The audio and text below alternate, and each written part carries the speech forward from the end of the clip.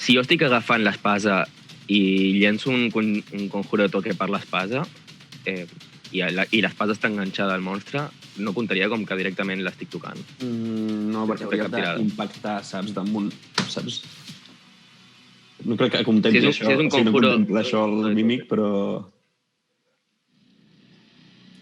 Saps què vull dir? No, perquè realment... Està enganxada a ell i jo estic passant el meu conjur a través de l'espasa cap a ell.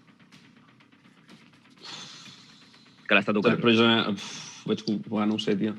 Bueno. No, hauria estat... No li faria el mal de l'atac, perquè no estic fent cap atac, però sí que l'està tocant, per tant li passaria el... Pensa que no pots... O sigui, no podries... O sigui, el tio s'està movent i és una arma en moviment que tu l'estàs com agafant així, saps? No pots fer la concentració que requereix. A no ser que superi... O sigui, podries fer-ho amb una prova de concentració bastant més elevada. Bueno, hauries de separar una prova de concentració de moviment... Una prova de concentració seria de normal, primer de tot per castejar a prop seu, i una altra per fer això, tio. Sí. 10 més el nivell de conjur, perquè és més fàcil. Vale.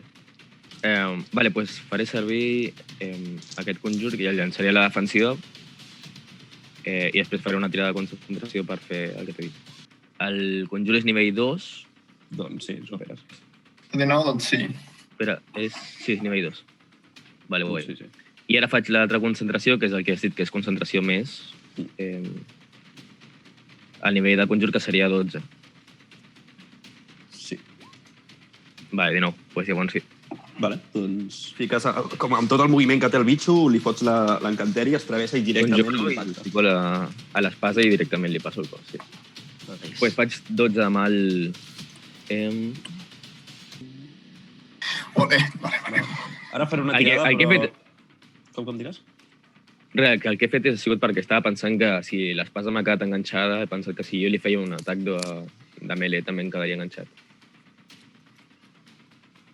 I és el que estava pensant en grup mentre estava fent això. Sí, no mosseguis.